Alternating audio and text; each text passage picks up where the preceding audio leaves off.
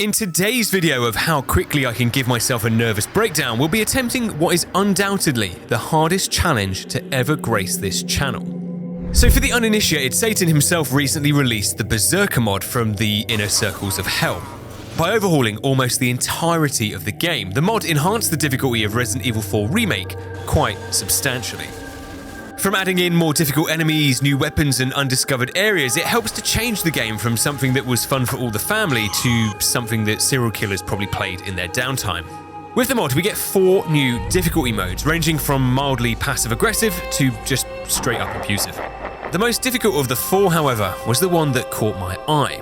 This difficulty was so heinous that it wouldn't be out of place to find it on trial for war crimes at The Hague, but obviously, like the deviant child that I was, I refused to play by its rules.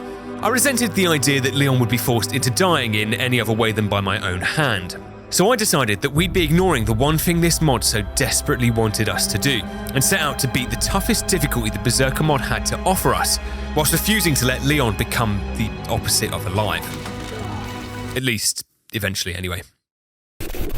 As usual, the challenge starts with us tracking Grade 2 ballistic storage device and presidential daughter, Ashley G, who'd apparently run away from the White House to join the religious version of ISIS, but had sadly been left disappointed. The most obvious change was that Leon's police officer training had instinctively kicked in as he immediately pulled out his service pistol to interrogate the local wildlife and asked this local homeowner some questions.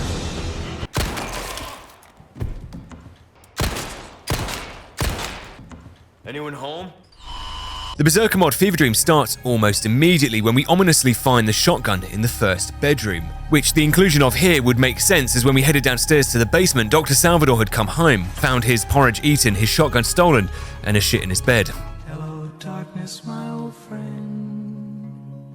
This change set a standard for the rest of the Village Act, with the chainsaw becoming the unofficial star sign of these opening 6 chapters. One half of the Bella sisters was patrolling the path up to the village, and the other one was helping Dr. Salvador mow down their work colleagues in the village, and, on occasion, myself. Okay, wait, stop. Just before we broke them, let's cover the rules. And this one you're about to see broken is the absolutely non-negotiable one. We cannot die.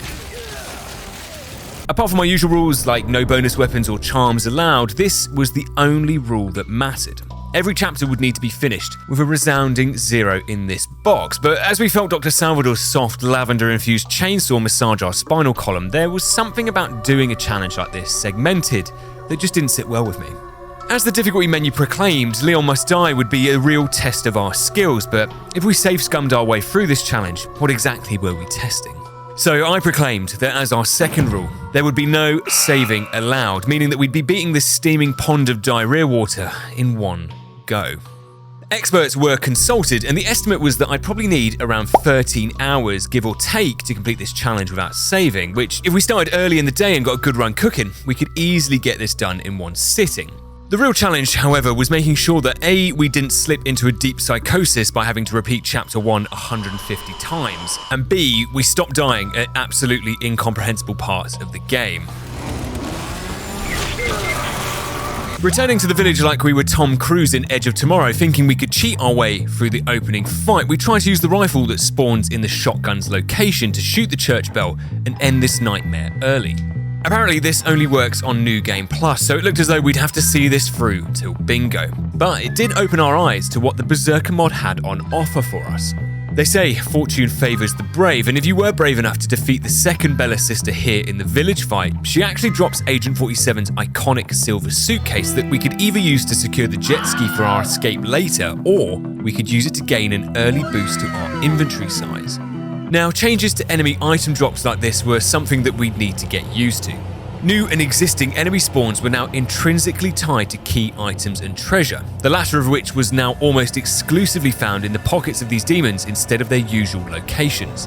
The windmill cog, as another example usually found on this table in the farm, was now inside this brute's cavity, meaning that if we wanted out of this area, we'd have to pry it from his cold, dead arsehole. These changes brought a feeling of uncanny valley to the challenge. Sure, on the surface, it felt as though we were playing the Resident Evil 4 remake that we all knew and loved, but finding the doors to the cabin already unlocked and a secretive way into the fishing village via this ladder and bridge made the game feel completely different. With a TMP retrieved from the cabin and a beetle found on the secretive pathway to the fishing village, we arrive at the cabin to find a record-breaking fourth chainsaw psychopath waiting to baptize us in the basement. But with 2 magnitude 5 earthquakes applied to her forehead and a Coca-Cola Chubba Chub placed in her mouth, we temporarily silence her again and we arrive to start chapter 2. 1 down, 15 more to go. Entering Dynamite Valley for the first time, there was about a 67.9% chance that I wasn't going to enjoy this. Limited edition collectibles in this area included new RPG Overwatch from the elevated platforms above, Spider Plagas and Hammer Ganados. But the real struggle here was that my back doors were open and constantly being bashed in by these religious extremists, said the actress to the bishop. But lucky for us, the RPG operators above had room temperature IQs. Volunteers who came in through this window magically disappeared, never to be seen again, and anyone else who was so bold as to break into my back doors again were greeted with a large double serving from the Consent shotgun. With Eagle Crank secured, we could commit our second felony home invasion of the day, but this one doesn't go as smoothly as the last. The landlord had pulled up with the village Gestapo and caught me red-handed. The return of the Chainsaw Third Reich and their insta-kill potential, as well as Mendez's Tyson-esque right hook, was a potential baptism of fire. Whilst it may look like the odds were stacked against us, the most important rule of this challenge, and for the various situations like this that we'd face, was to not panic. To stand any chance of beating this challenge, there are certain areas in the game where we need to try and exit the area as quickly as possible. However, for this section and a number of others, patience, discipline, and being immensely careful was the most effective strat we had. Taking a slow, staggered route through the estate ensures that all 3 of these mass debaters keep to the one-way traffic code, meaning one or both of them never try to double back to cut us off. Which 99% of the time it worked. Every time. And now, with the strategy in full flow, we can use the door kicking animation that the chainsaw duo are locked into for those first few seconds to issue out democracy without any retaliation. Mendez just walks around here like Big Chungus, so we just have to do our best to ignore him, but with time, patience, and the right ratio of lead, we eventually send the other 2 to chainsaw heaven, retrieving the orb and initiating a very realistic rendition of this cutscene. Using all of my other weaponry for this fight as well meant that I'd saved a considerable amount of rifle ammo, allowing me to optimize the restocking of my empty ammo stores on the way back through to Dynamite Valley in Chapter 3 by opening up all the crates that I'd purposefully left for this return trip. Back in said valley, we can take a secret ladder up to the walkways above, grabbing a hidden broken butterfly before freeing the good boy en route back to the village. On arriving back in the village centre, Pasanta had broken through the multiverse, and with no sign of the TVA, it was apparently up to us to defeat each of its 3 stages, along with an amount of dogs that was more than annoying, 2 hammer brutes, and the various Pasanta clones. By clearing out the rest of the rabble first, it allows us to simplify a potentially complicated fight. After which we can use the barn, which is actually in play and accessible in this multiversal arena, as our designated circuit for the rest of the fight. Despite making it through by the skin of our teeth, Pasanta's variant was pruned on the first attempt, and after navigating our way through the underground minefield, fighting a brute at the church, and wow, what a fucking surprise, more chainsaw assholes, we eventually arrive at the swamp. The place consisted of equal parts mosquitoes, shitty water, and a large serving of troglodytes, providing us with no less than 3 brutes of varying skills to tango with. That being said, if we timed our very controlled vertical descent to the swamp perfectly, we can immediately stab this one in the back and instantly game end it before sniping the second one as soon as he appears here, drastically moving the odds of our survival in the swamp back into our favour.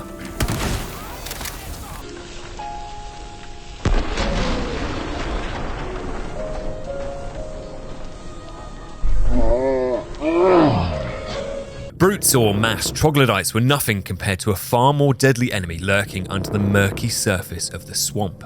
This enemy was a silent killer, swimming around our ankles ready to pounce and instantly destroy our progress.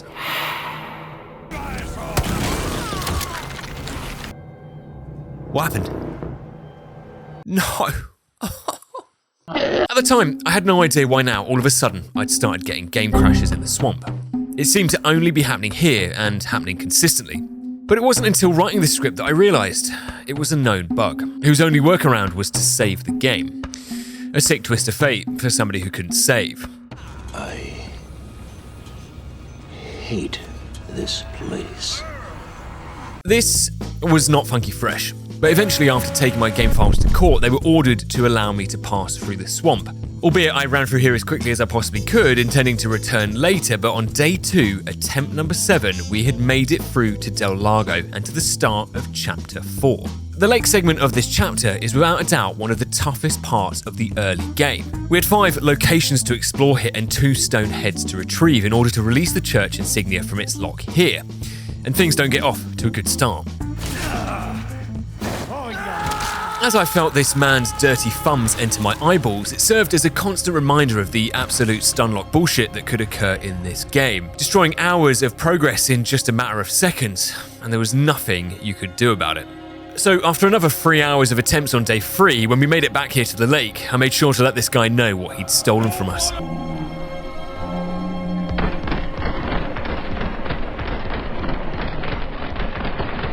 So we start off the lake section with the most pleasant of the 5 locations, Chicken Island, where we discovered that the golden egg was now nowhere to be seen, apparently stolen by my sleep paralysis demon who was living at the second location, the Red 9 boat.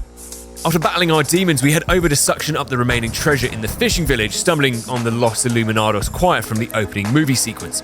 With atheism brought to these lands, we could now shift our focus to collecting the 2 stone heads. Now, if retrieving the stone head from this location was easy peasy lemon squeezy, the second one was difficult lemon difficult, and for 2 very annoying chainsaw wielding reasons.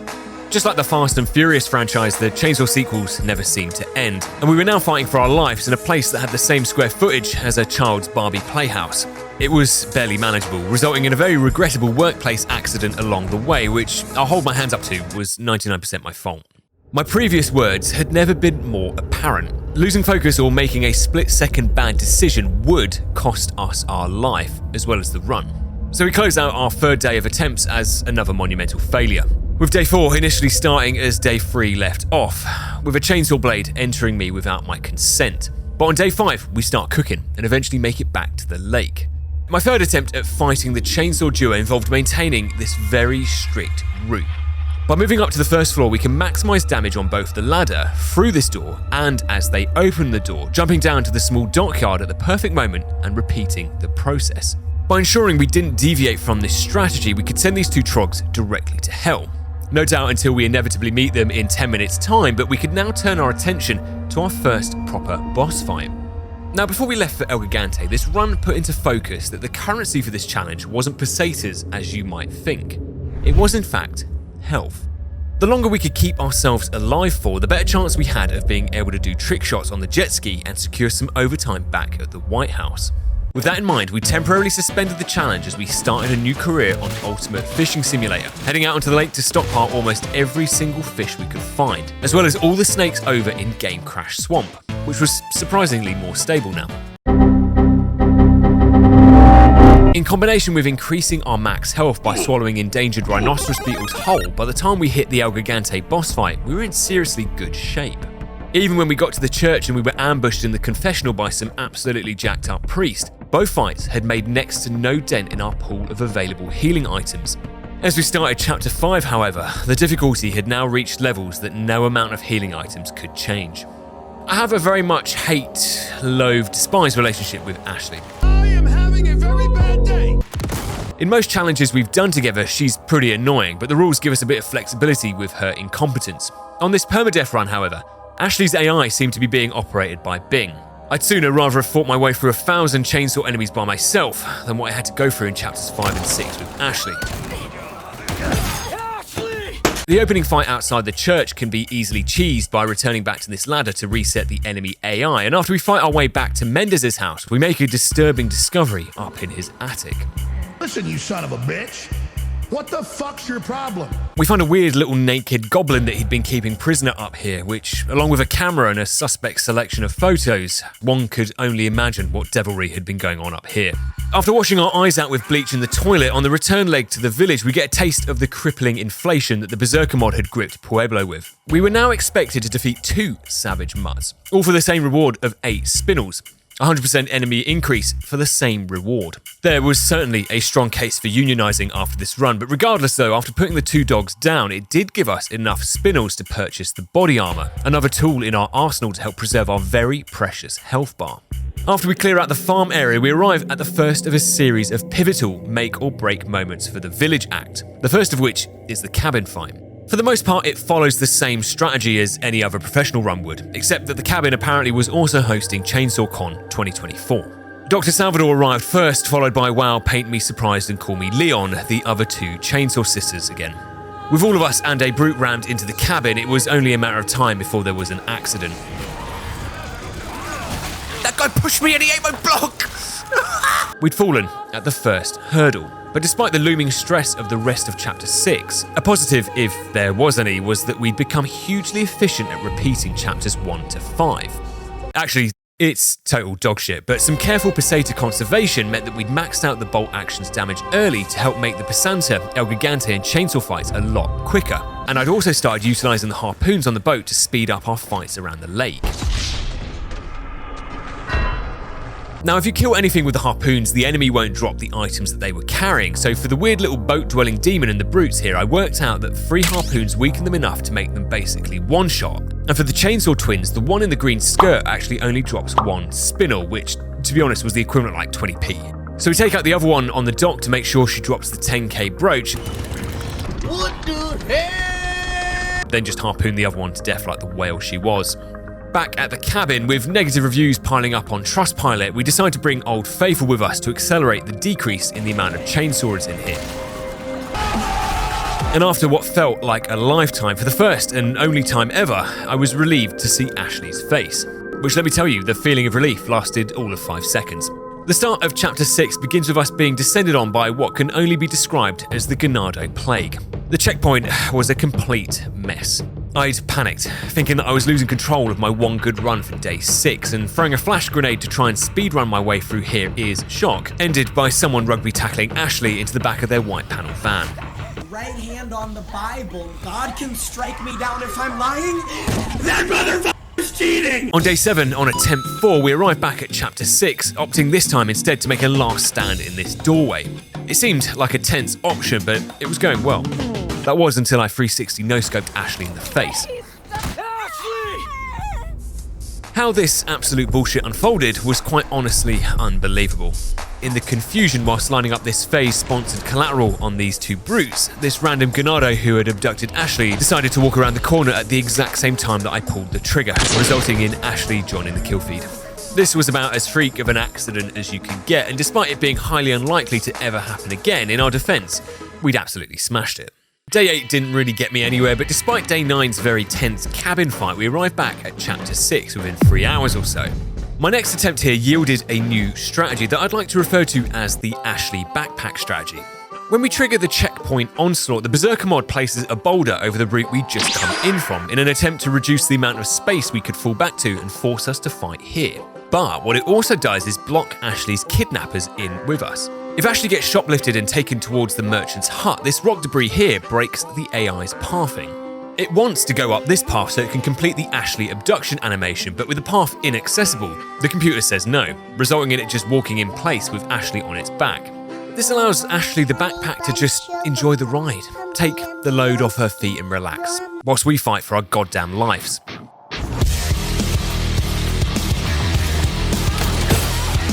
My sweetie pie, you're my cup.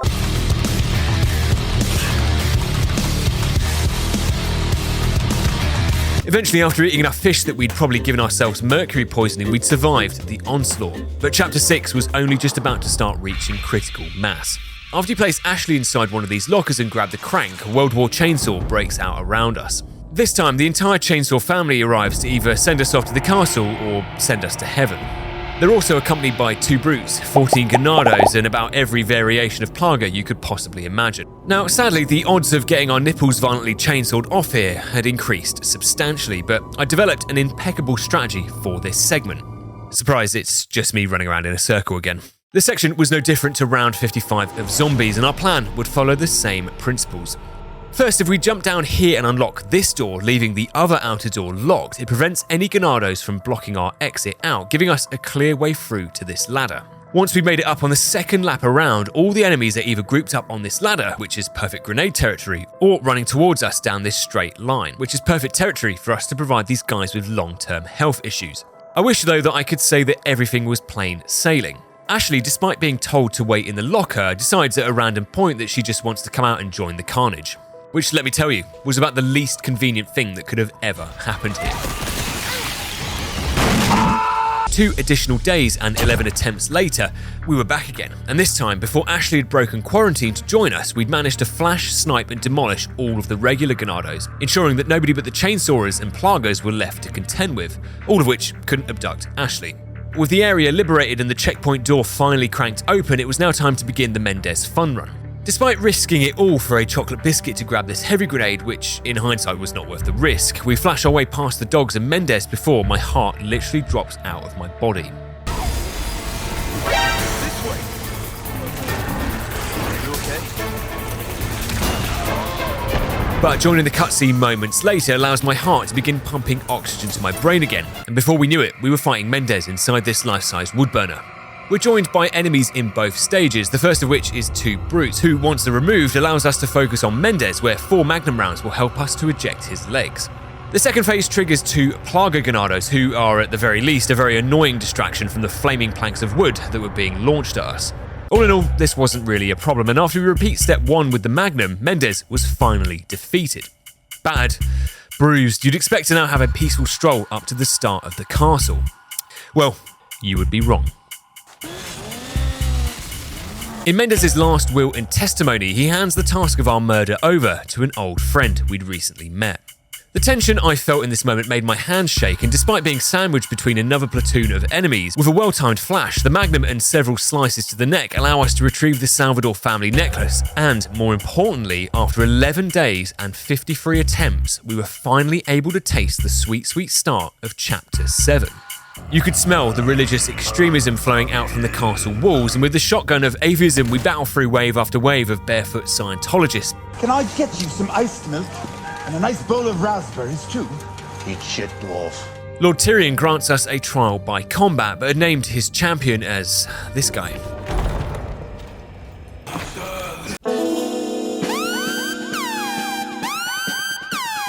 It certainly wasn't the usual red carpet entrance we were used to as Verdugo runs towards us at 60 miles an hour, but this was a lot easier than you might think. If you throw a grenade at the first 2 shield enemies straight away, Ashley will get kidnapped by the helmet Scientologist, and whilst we dodge Verdugo's barrel rolls and pick off the remaining cultists, the abductor will get stuck at this door. Similar to the rocks blocking the path in Chapter 6, for this fight the main door is locked to prevent us from leaving, meaning we can again take advantage of the Ashley backpack strap whilst we go one-on-one with Verdugo, who it turns out has a bigger weakness than liquid nitrogen. All we needed to do was sit behind any pillar we like and simply dance around it. When Verdugo would attack, the pillar's collision would cause him to swing wide, which gave us the perfect opportunity to hit him whilst he was in his recovery animation, and before you know it, one of the toughest enemies the game had to offer was defeated. Just don't celebrate too early and forget to grab Ashley after you're done.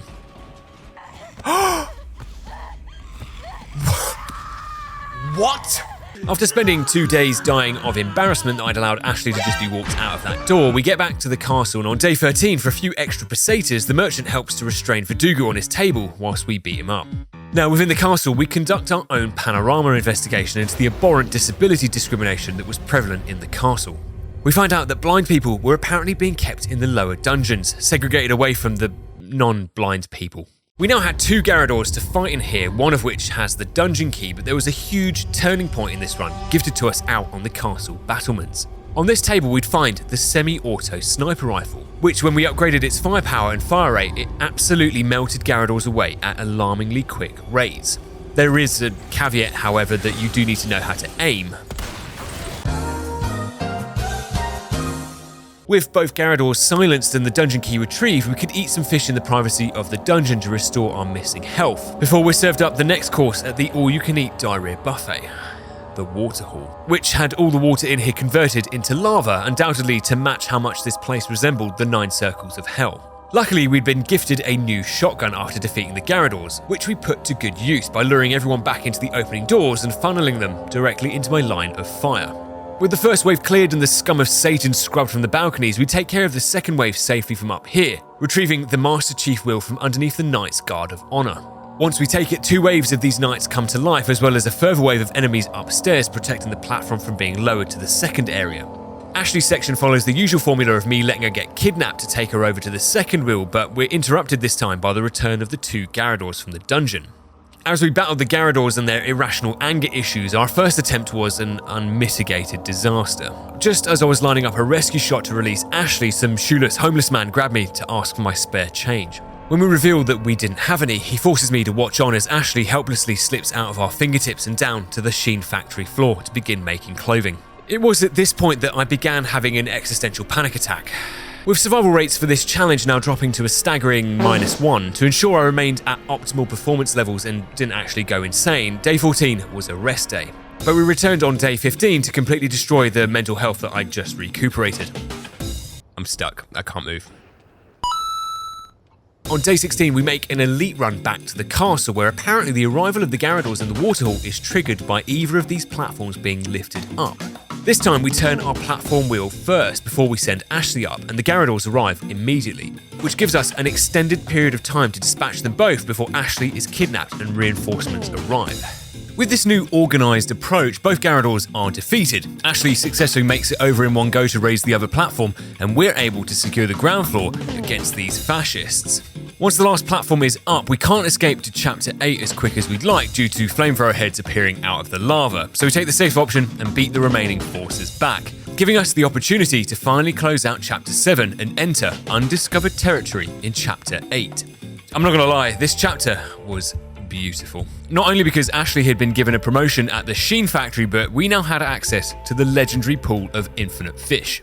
As discussed, heals were the maker or breaker of this run, and making sure we had abundant refills would be the difference between survival or failure. This pool at the start of the chapter would magically fill itself back up with fish as we made our way throughout the castle, which was a fantastically sustainable health alternative to herbs and first aid sprays. With 4 juicy basses and 1 large bass already raw and wriggling in our pockets, it meant only one thing. Looks like meat's back on the menu, boys. The Red Robe's exorcism room followed a very simple hit and run strategy. We sneak through to the right as usual and pummel the Red Devil into religious submission, allowing us to grab the lantern, the ruby mirror, and use the red barrels and our superior agility to dodge past the knights, plaguers, and fanatics to make a quick exit out of there. Before we made it to the battlements, we're confronted by C-3PO in the corridor, who wouldn't let us through until we'd beaten the human-cyborg relations out of him. To defeat the droid, its large turning circle meant that we could use the doorframe to get behind him and pummel the exposed back plager until Anthony Daniels was revealed, allowing us to no-scope him out of existence. Oh no! I've been shot! We stumble into a game of Helldivers 2 where you should never forget that the only good bug is a dead bug. And with a flash, we vaporise these cockroaches before they overwhelm us and take our classic shortcut through the battlements. We get some cathartic mid-game therapy by absolutely battering these crossbow women up here. Now, before anyone says anything, I'm a strong advocate for women's rights and equality. If these crossbowers were male, I'd have battered them as well. The ladder we used to get up here was very effective at beating the next group of enemies back by driving them to a slow and painful death by exhaustion by making them repeatedly climb up here. Oh no, you don't! It was then time to start our cinematic sprint from El Gigante, and the level of trolling in this last segment before Chapter 9 was off the charts. First up, there's a bear trap conveniently placed right here, and a pretty sus box in the room below, surrounded by knights. On my first casual playthrough, I found out the hard way that if you open it, there's nothing in there, and you get trapped in here with all these suits of armour as well. So we instead avoid making the same mistake and use the cannon to pacify the big guy.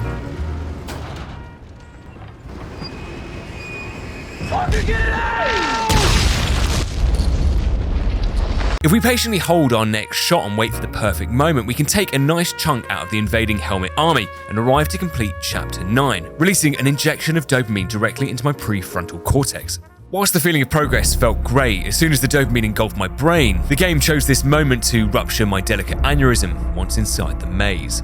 Like some murderous beret-wearing Randy Orton, he was waiting patiently to rugby tackle us, call us sloppy, and blind us with a lamp for no reason. But thinking this was no more than a scripted sequence, you can imagine the absolute blind panic that I went into when Krauser grabbed Ashley. Pressing F did nothing, and point-blank shotgun shots had no effect. I had no idea what was happening here, but before I could even think, Krauser sliced Ashley's head off. What the hell were you doing for All I knew for certain was that we'd been robbed. That same night, I submitted a police report stating that a man in a red beret had robbed everything I held dear. But to this day, nobody has been caught.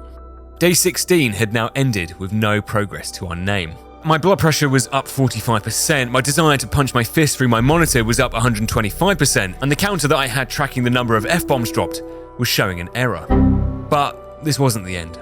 Despite making me want to eat glass, this challenge had led me to believe that the closer we got to the latter chapters of the game, the easier the game would get. Now, I know that sounds like I've been sniffing glue, but hear me out. Whilst you'd expect the game to get incrementally more difficult for this challenge, the more progress we made, the more health items we got, the more max health we got, and the better weapons and upgrades we got. Now, we couldn't take into consideration acts of God that were beyond human comprehension, out of our control, and also complete bullshit. But in terms of just surviving the main story, looking at the statistics of our attempts so far, it matched this hypothesis. Out of our 77 attempts so far, a whopping 92% of them had come in the first 6 chapters. If we could make it to the castle in a relatively strong position, I had the right dosage of copium that made me think we could make it to the end of the game. So day 17 started with a positive mental attitude, but this quickly went downhill, moving to more of a negative deranged breakdown, losing several attempts en route to the checkpoint, where we lost in heartbreaking fashion. But day 18, through blood, sweat, and an amount of tears I don't wish to disclose, we make it back to chapter 9. Now, entering the maze, we approached Krauser's trigger facing backwards, and with Ashley ordered to stand at least 4 miles away from me. This attempt yields much better results. In amongst the dogs, Krauser ambushes us one more time at the final flag, but once he was pepper sprayed away and all 3 of them had been lowered, we could double back to do another spot of fishing, boost Ashley over into the secret room here to do a spot of plundering before we arrived at the Grand Hall. The hall felt particularly nefarious now. With 6 hours of progress on the line, these next 3 areas were not to be underestimated as the biggest threat to reducing these hours to 0. So to start with, the snake room is more or less the same. That is, apart from a bunch of bedsheet wearing troglodytes waiting for us at the exit. I can't see fucking shit out of this thing. Who made this goddamn shit? What about you, Robert? Can you see? Not too good. After sending these ghouls and their 1,000 thread counts back to the dry cleaners, we can head through to grab the goat's head. As per usual, throwing a flash here prevents us from being dropped down into the fighting pits below, in turn giving us a solid area to hold in what was to be an epic defense of the bridge. The sticking point here is that the enemy numbers have basically doubled, turning a very standard area into a desperate fight for our lives. But that being said, after firing every single bullet we had, we do get a free rocket launcher for our troubles, which we'd put to good use later. Finally, we leave the worst until last, the Lion's Head room, which was the one room that had been giving me stage 4 diabetes. In our final test of our faith, we have practically double the amount of knights to fight here than usual, all of which were basically Golden Knight reskins with, just for good measure, a few actual Golden Knights thrown in here as well. Not only that, after each wave of knights we defeat, we'd be rewarded with a Garrador who teleport themselves down here to join the fray. Failure to clear out the enemies quickly enough meant that you could be facing the prospect of fighting 2 Garradors and 4 Golden Knights, all at the same time. Wave 1 though was Garradorless and fairly uncontested. A quick TMP to kick these guys' helmets off allows us to abracadabra them away, and if we then immediately position ourselves here, we can engage the first Garrador as soon as he drops down. With the perfect aim and positioning, we can snipe his plugger off before the second wave of knights have even reached us. Because we've done this so quickly, we can then maximize Ashley's blue torches without getting interrupted by the Garrador, making wave 2 a simple formality. With them taken care of, if you're good enough, you can do the same for the second Garrador, but on this occasion my aim was absolute dog piss, so we had to just heal through the barrage of damage we were about to take. Instead, we were able to lure the Armadoras into the Garrador's attacks, getting a friendly fire assist to help defeat them. The fight was tough, and with a huge portion of our heals used up, eventually all of the Armaduras were defeated, leaving us 1v1 with the Garrador, which after a quick snipe we deport him from this mortal realm and are gifted the Striker Charm for our troubles. With this bad boy hanging from our attaché case, we could move back to the fish pond at record speeds, before it was time to send Ashley down to the catacombs to retrieve the Salazar emblem, but this wasn't to be the breather section, it usually was. The obvious change you'll notice here is that there is no lantern for us to collect. As if I didn't already have enough PTSD in this section to last me a lifetime, I was now going to receive additional PTSD to last me 2 lifetimes. The anxiety here doesn't really pick up until we hit the catacombs downstairs, where we have to turn all of these lanterns on to unlock the door, whilst avoiding the insta-death that the knights here were itching to dish out. After some pre-lantern pull analysis, our best option here was to wait behind this knight after pulling the last door switch, which forces the other pursuing knights to pass us wide, ensuring that the route to the emblem room was clear of death. The biggest hurdle had now been overcome, and the return leg with the Salazar crest wasn't nearly as troubling as the way in, allowing us to drop off the treasure we'd found in here to Leon as we began Chapter 10.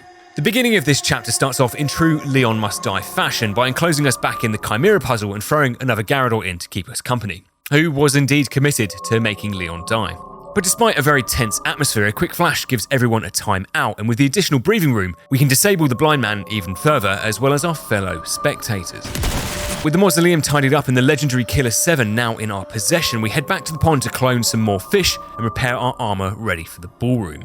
This place didn't really have the Saturday night Strictly Come Dancing vibe that I was looking for. The Novies had not only turned the ballroom into a swingers club, but we had illegal amounts of possessed steel walking around the place, as well as some religious backup coming from the rear. If we could make it down to this door, however, we can use it to reset the Armadura's spawn points, giving us enough room to battle towards both of the switches. Once the switches were pulled, dropping down either of these shortcuts gets the armor stuck down either of these routes, leaving us free to curb the Novi population without any contest. After lowering the two switches, it was time. You may have been wondering what foul horrors awaited us in the Gyarados trap room, and I can tell you, ironically it follows the same formula as always. At this point I usually mention how the blindness had been doubled in this room from 1 Gyarados to 2. Well, it had been doubled again, but this time from 2 Gyarados to 4.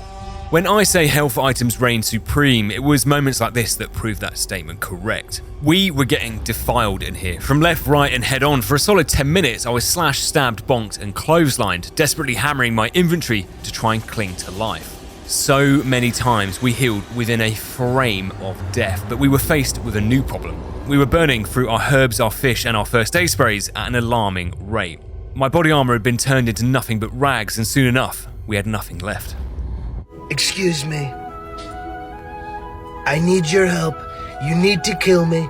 Despite being moments away from being manually castrated, the Gyarados in between assaulting us had been helping us to thin out all of the zealots who'd been entering this room, now leaving just the 5 of us. With no healing items remaining though, this made the decisions that followed crucial. Just one, fuck, I can't believe you've done this, and I'd be sliced like deli ham, and we'd be heading back to the start of the game to scream at the intro sequence for the 76th time. I'm tired, boss. Tired of being on the road, lonely as a sparrow in the rain. Whilst my heart was pounding out of my chest and I was under pressure to make the right choice, I was still patient. With no more external factors influencing our decision making, I waited and waited and waited until an opportunity appeared. All 4 of these discount daredevils had managed to group up together, so we took that moment to throw them a Michelin star entree of a flash grenade to keep them in place, followed by a main course of 2 heavy grenades. From there, like dominoes, they began to fall. One by one, the Gyarados were struck with the hammer of justice, sentencing them all to death, all to the celebratory screams of Ashley next door. After being thrown into the dungeon, we find a Regenerador living down here who'd apparently stolen the crown in this guy's lap and replaced it with Ada's blast crossbow. Not a bad trade to be honest, but I was going to need that crown as well, my friend. So after popping the Iron Maiden like a balloon, it gifts us the stolen crown, and for Verdugo, if I can be perfectly honest, I was just not feeling it. In a new note provided by Mr. Engineer, he claims that the nitrogen showers would go offline until the lift arrived due to its excessive power consumption.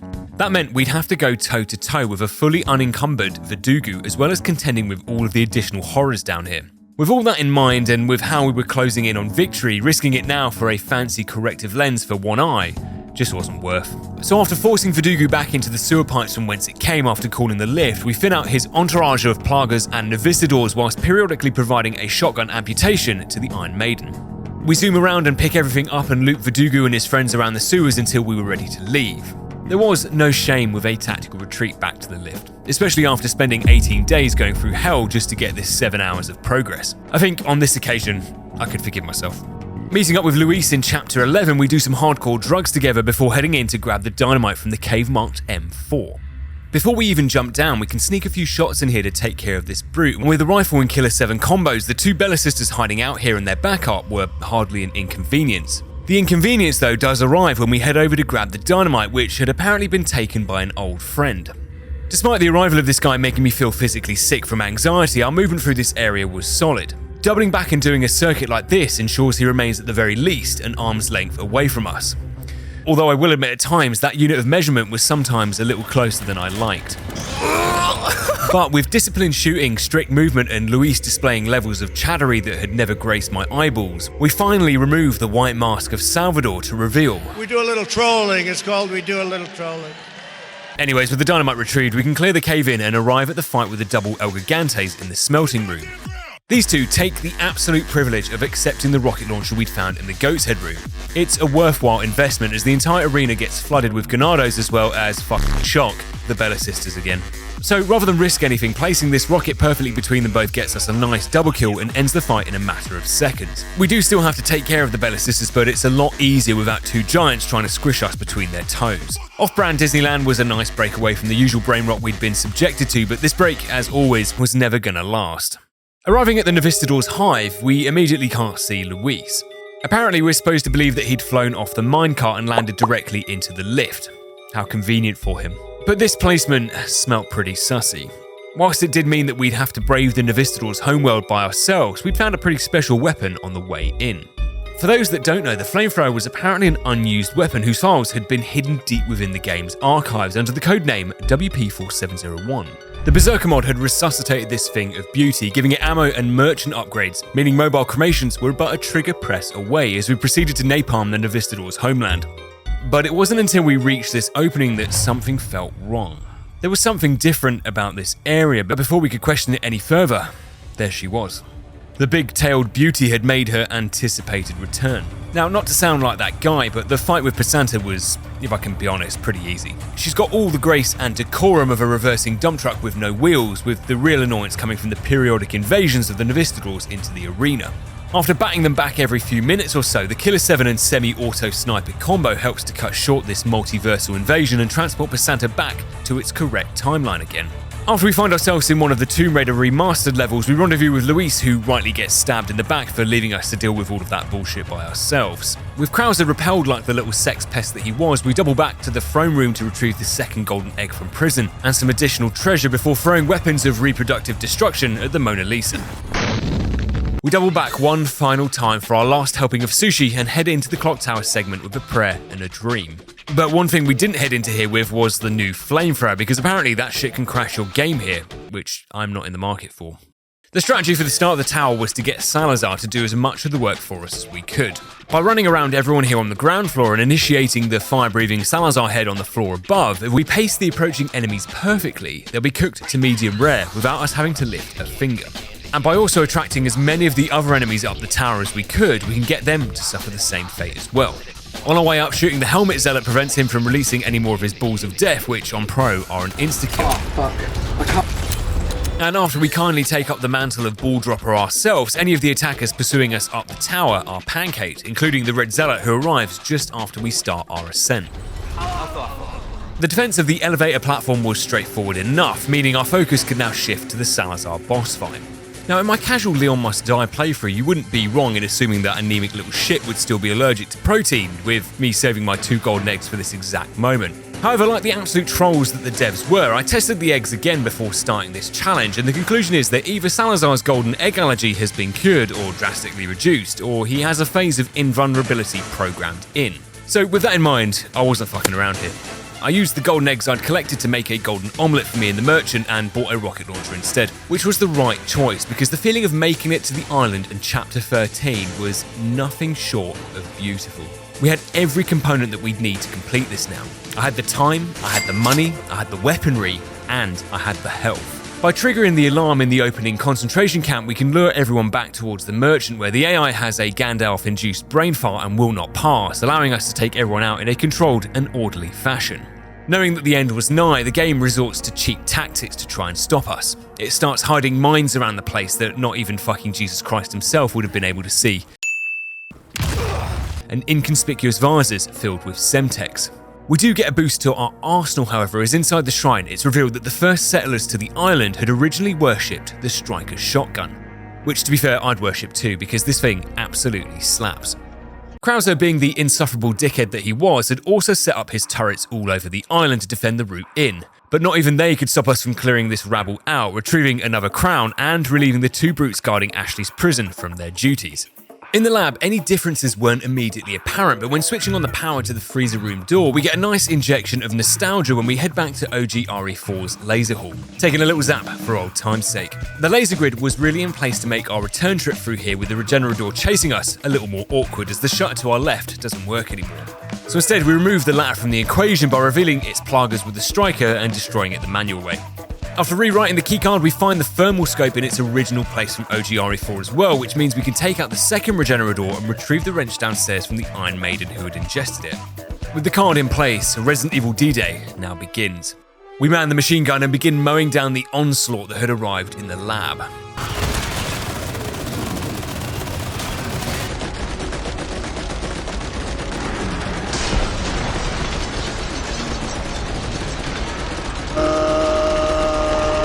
Mowing down these ghouls was like ASMR to me, but before we run dry, we get pulled off of the turret by one of the spider monkeys. Now, under no circumstances did we want to be fighting or stuck in this room, so we release a flash into the army congregating outside here, giving us enough time to run back out towards the way we'd come in. Like Obi-Wan, we now had the high ground, and with everyone being filtered up towards me and making tactical retreats for more distance, it makes this whole segment so much more manageable. After what felt like 4 hours, the lab siege was finally over, allowing us to grab the upgraded keycard and sit watching Ashley sleep in a not-so-creepy way at all. Despite Ashley being unfortunately with us again, we head into the factory room with the smell of victory, the closest it had ever been. After flipping the switch in the smelting room, we almost throw everything away. Whilst battling the crowds of enemies in here, I accidentally flamethrowed Ashley in the face, incapacitating her. You can imagine how far my stomach fell out my butthole here. Comically, we were now fighting around Ashley as she sat collapsed on the floor, like a girl trying to make her way home after bottomless brunch. But whilst you may think that she was safe down there throwing up on her shoes, one enemy came probably a fraction of a frame away from burying his axe into her forehead. With the smell of Ashley's burnt eyebrows now filling our nostrils, we find Wesker's samurai edge before heading in to fight the Iron Maiden blocking the route ahead. But a terrible realization had now dawned on me. I had no knife. For those of you that may not know the harrowing truth here, the Iron Maiden has an insta-kill attack in its moveset which, if you don't have a knife in your possession to escape its grasp, being grabbed by this attack was a death sentence. Rest assured that my arsehole remained puckered for the entirety of this fight, but with the power of anime and blind luck on my side, we take advantage of it stopping momentarily to catch its breath and land a shot onto its third eye. With the garbage area now powered on, if we could take out Ashley's would-be abductors as they spawned in and avoid the double Regenerador ambush, we can arrive safely to tackle the Wrecking Ball segment. Much like the double El Gigante fight, the more time we spend in here, the more our likelihood of being brutally murdered increased. There is an ungodly amount of enemies and brutes that rush in here with all manner of weaponry. But with the blast crossbow, I can replicate the effects that the heavy grenades or an RPG would have on the wall and break it open nice and early and keep the odds of survival forever in our favour.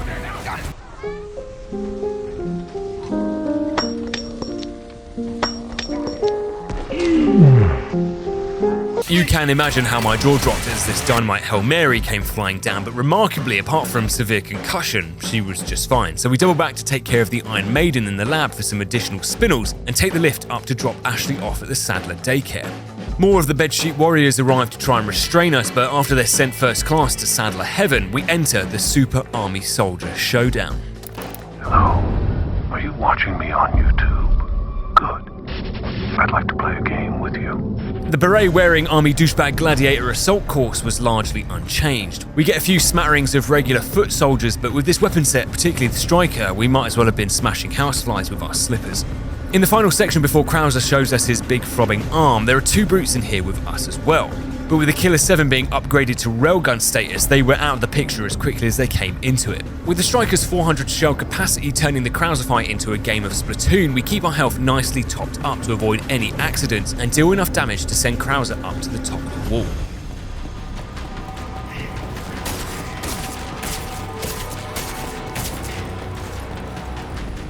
Don't tell me he's stuck on that wall.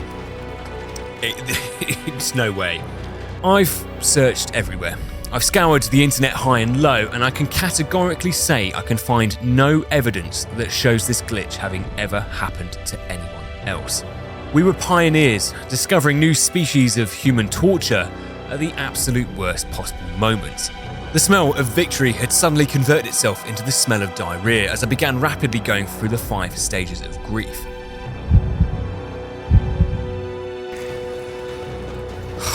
Oh, this cannot be happening.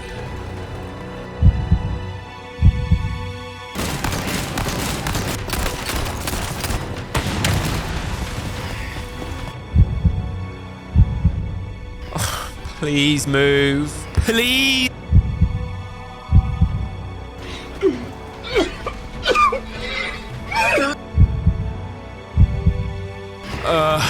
It's over. I can't do anything. There was no worse feeling than believing we were about to beat this thing, only to have it ripped away from us at the most inconspicuous moment ever. At 2 AM on day 18, we'd lost everything. A couple of days had passed since that fateful evening. I'd healed somewhat from the devastation that day had caused on my brain, trying to move on as best as I could from what had happened in Pueblo, but no matter how many days passed or however hard I tried to forget, I was reminded every day of what could have been.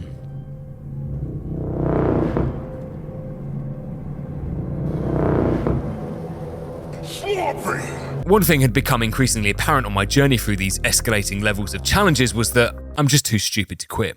The only way to achieve full closure here was to go back to Pueblo and rewrite this wrong. So I rubbed some G Fuel directly into my eyes, and on day 21, we entered the forbidden 6th stage of grief.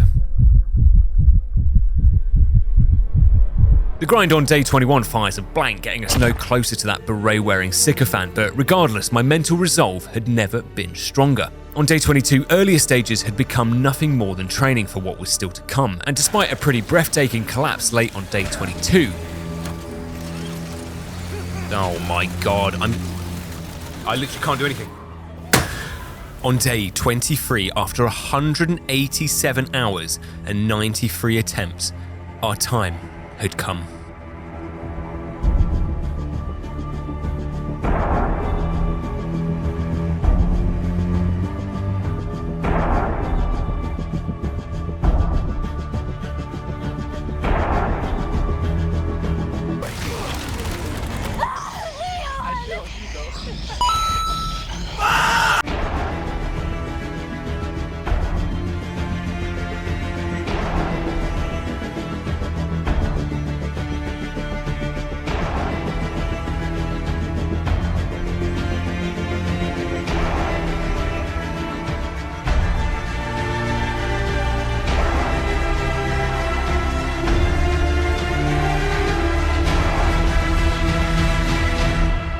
All our training, all the blood, sweat and swamp arse that had leaked into my chair had led us to this moment.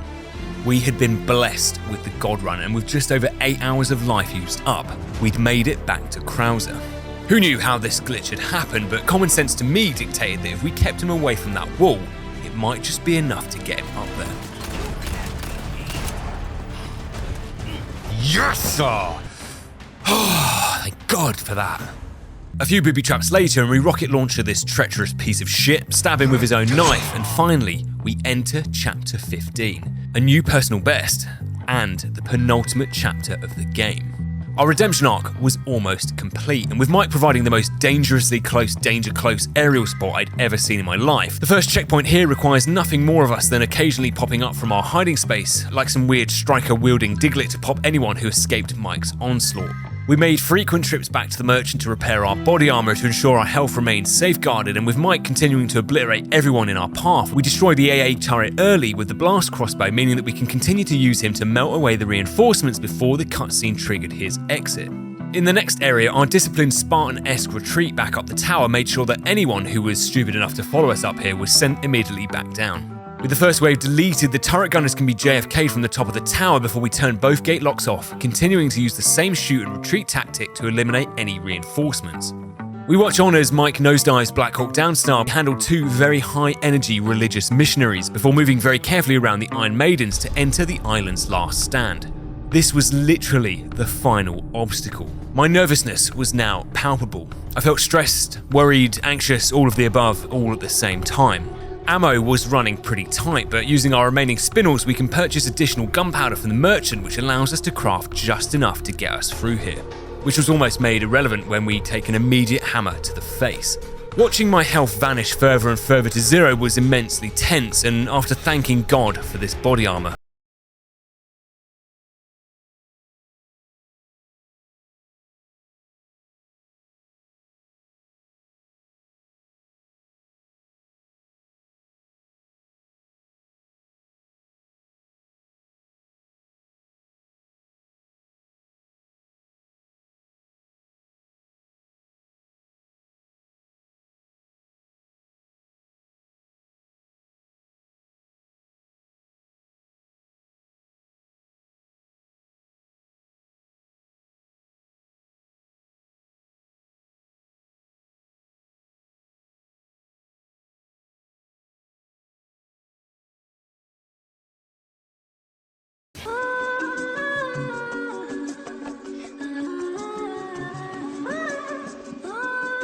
Luckily, the Killer 7 was basically a god killer at this point, so a single flash keeps this little home wrecker stunned and well away from me.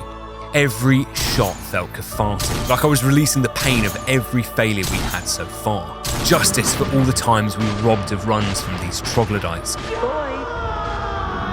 And it was done. All that we had to do now was make sure that we didn't crash the jet ski.